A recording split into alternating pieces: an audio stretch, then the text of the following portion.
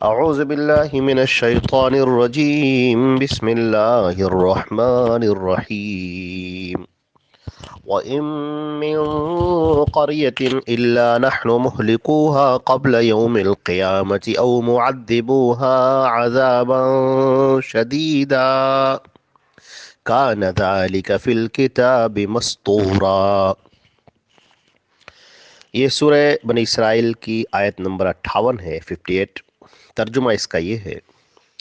اور کوئی بھی بستی نہیں مگر ہم قیامت کے دن سے پہلے اسے ہلاک کرنے والے ہیں یا اسے عذاب دینے والے ہیں، بہت سخت عذاب۔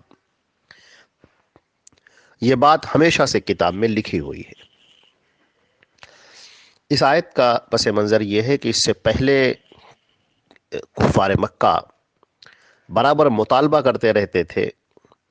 کہ آپ ہمارے اوپر، اگر آپ سچے رسول ہیں، سچے نبی ہیں، تو ہمارے اوپر عذاب لے کر کیوں نہیں آتے؟ ہماری بستیاں عاد اور سمود کی طرح ہلاک کیوں نہیں ہوتی؟ اگر آپ سچے نبی ہیں اور ہم لوگ گنہگار ہیں اور غلط ہیں، تو پھر جیسے قوم سمود پر عذاب آیا تھا، قوم عاد پر عذاب آیا تھا، تو ہمارے اوپر بھی عذاب لا کر آپ دکھائیے۔ یہ کفار مکہ کا نبی کریم صلی اللہ علیہ وسلم سے بار بار مطالبہ تھا۔ اسی بنی اسرائیل کی آیت نمبر 16 میں بھی اس کی وضاحت کی گئی ہے، اور یہاں پر اللہ رب العزت نے ان کا جواب دینے کے ساتھ ساتھ ایک پورا اصول اور پورا قاعدہ بیان کر دیا ہے کہ دنیا کے اندر سنت الہی کیا ہے، اللہ رب العزت کا طریقہ کیا ہے، وہ اس کو بیان کر دیتا ہے۔ لہذا یہاں پر بیان کر دیا کہ کوئی بھی بستی ایسی نہیں ہے کہ قیامت کے دن سے پہلے ہم اسے ہلاک نہ کریں یا اسے سخت اور دردناک عذاب نہ دیں۔ علامہ ابن کثیر اور اس کے علاوہ بھی بہت سارے مفسرین نے اس آیت کی تفسیر یہ کی ہے کہ اللہ تبارک تعالیٰ نے لوح محفوظ میں شروع سے لکھ دیا ہے کہ ہر بستی جو ظلم پر اتر آئے، قیامت سے پہلے یا تو ہم اسے ہلاک کر دیں گے کہ اس کے تمام رہنے والوں کو تباہ و برباد کر دیں، یا انہیں سخت عذاب دینے والے ہیں۔ یہ عذاب کی کئی شکلیں ہو سکتی ہیں، جیسے کہ باہم قتل و غارت گری کے ساتھ، یا دشمن کے حملے کے ساتھ، یا جس مصیبت میں بھی ہم چاہیں ان کو مبتلا کر دیں۔ جیسے کہ اللہ رب العزت نے گزشتہ اقوام کا جو ذکر فرمایا سورہ طلاق میں ہے، آیت نمبر 8 اور 9، وَكَأَيٍّ مِّن قَرْيَةٍ عَتَتْ عَنْ أَمْرِ رَبِّهَا وَرُسُلِهِ فَحَاسَبْنَاهَا حِسَابًا شَدِيدًا وَعَذَّبْنَاهَا عَذَابًا نُكْرًا فَذَاقَتْ وَبَالَ أَمْرِهَا وَكَانَ عَاقِبَةُ أَمْرِهَا خُسْرًا۔ اور کتنی ہی بستیاں ہیں جنہوں نے اپنے رب اور اس کے رسولوں کے حکم سے سرکشی کی، تو ہم نے ان کا محاسبہ کیا، بہت سخت محاسبہ، اور انہیں ایسی سزا دی جو دیکھنے سننے میں نہ آئی تھی، تو انہوں نے اپنے کام کا وبال چکھا اور ان کے کام کا انجام خسارہ ہی تھا۔ اسی طرح سورہ ہود میں بھی اللہ رب العزت نے آیت نمبر 102 کے اندر ارشاد فرمایا، وَكَذَلِكَ أَخْذُ رَبِّكَ إِذْ أَخَذَ الْقُرَى وَهِيَ ظَالِمَةٌ إِنَّ أَخْذَهُ علیم شدید۔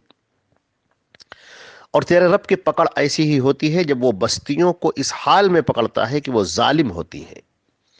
بلا شبہ اس کی پکڑ بڑی دردناک اور نہایت سخت ہے۔ اس سے بات پتہ چلی کہ جب کوئی بھی علاقہ جب اپنے ظلم پر اتر آتا ہے، ظلم کا ننگا ناچ ناچتا ہے، تو پھر اللہ رب العزت اس کی پکڑ کرتا ہے اور اس کے اوپر عذاب نازل کرتا ہے، ان بستیوں کو تباہ و برباد کر دیا جاتا ہے اور ختم کر دیا جاتا ہے۔ تو جو بھی یہ ظلم و ستم کی روش اختیار کرے گا، ظلم و ستم کا طریقہ اختیار کرے گا، تو پھر ان کو بخشا نہیں جائے گا، ان کو اسی دنیا میں بھی تباہ کر دیا جاتا ہے، اور آخرت میں تو ان کے لیے دردناک سزا ہے ہی۔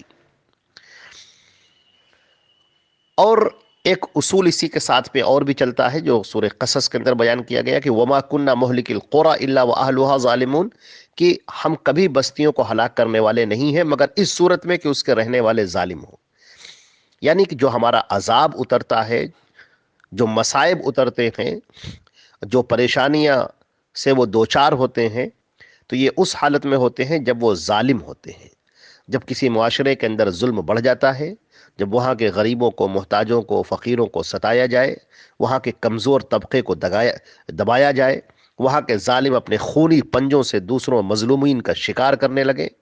اور خون کی ہولی کھیلیں اور ان کو دبانے کی کوشش کریں، اور جب ظلم و ستم بالکل بڑھ جاتا ہے تو پھر اللہ رب العزت اسے سزا دیتے ہیں، اور اس گاؤں کے اوپر اللہ کا عذاب نازل ہوتا ہے، اس بستی کے اوپر اللہ کا عذاب نازل ہوتا ہے، اس ملک پر اللہ کا عذاب نازل ہوتا ہے۔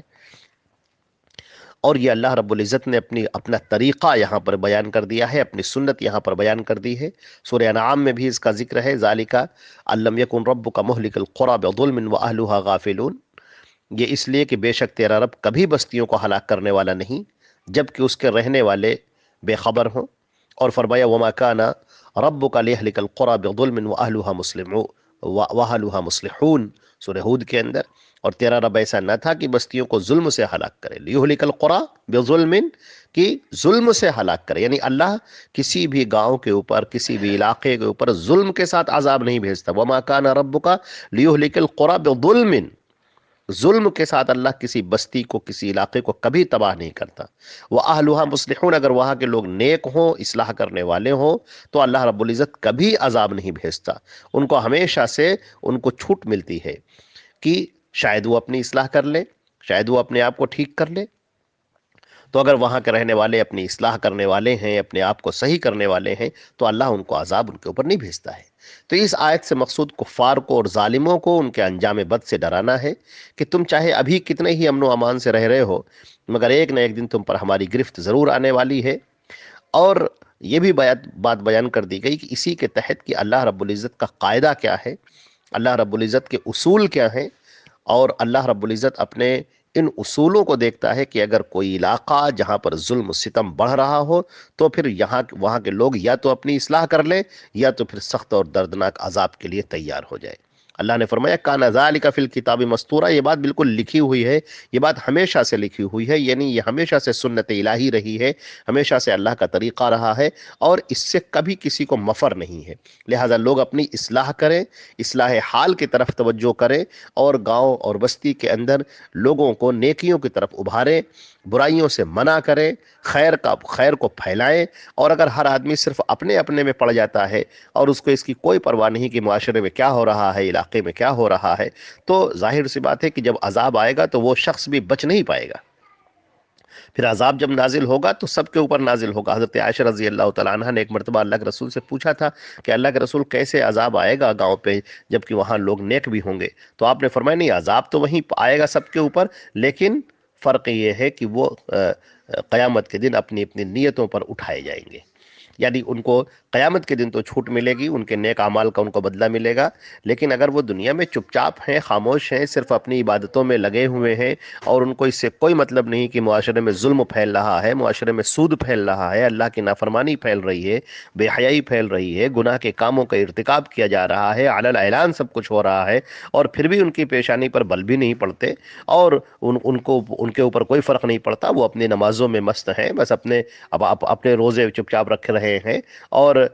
خاموشی کے ساتھ میں اپنی عبادت میں لگے ہوئے ہیں، تو یہ غلط بات ہے۔ اللہ کے رسول صلی اللہ علیہ وسلم نے اس بات سے منع کیا ہے، اور روایت ہے نبی کریم صلی اللہ علیہ وسلم نے فرمایا کہ من رأى منکم منکرا فلیغیرہ بیدہ، جب تم میں سے کوئی برائیوں کو عام ہوتا ہوا دیکھے، برائیاں جہاں پر کھل کھیلی جا رہی ہوں، تو پھر وہ اپنے ہاتھوں سے اس کو روک دے۔ فَإِن لَمْ يَسْتَطِعْ، اور اگر اس کی استطاعت نہیں رکھتا ہے فَبِلِسَانِهِ، تو اپنی زبان سے اس کو منع کرے۔ فَإِن لَمْ يَسْتَطِعْ، اگر زبان سے بھی روکنے کی طاقت نہیں ہے فَبِقَلْبِهِ، تو اپنے دل سے اس کو برا جانے، دل کے اندر اس کو برا بھلا سمجھے۔ وَذَلِكَ أَضْعَفُ الْإِيمَانِ، اور یہ ایمان کا سب سے کمزور درجہ ہے۔ اور یہ بعض روایت میں یہ بھی آتا ہے کہ وَلَيْسَ وَرَاءَ ذَلِكَ حَبَّةُ خَرْدَلٍ مِّنَ الْإِيمَانِ، یعنی اس کے بعد رائی کے دانے کے برابر بھی ایمان نہیں بچتا۔ یعنی اگر آدمی برائیوں کو دیکھ کر اس پر خوش رہے، اس کے اوپر اثر بھی نہ پڑے، اس کے چہرے پر کوئی شکن بھی نہ پڑے، اور بالکل وہ چپ چاپ خاموش رہے، جیسے کہ آج کل ہم لوگوں کا مزاج بن گیا ہے کہ برائیوں کو دیکھتے ہیں تو دیکھتے ہی چلے جاتے ہیں اور سوچتے ہیں کہ ہاں ٹھیک ہے، یہ سب برائیاں عام ہو گئی ہیں، لیکن کوئی اس کی فکر نہیں ہوتی کہ ان برائیوں کو ختم کیا جائے، اس کے کرنے والوں کو منع کیا جائے، زبان سے منع کیا جائے،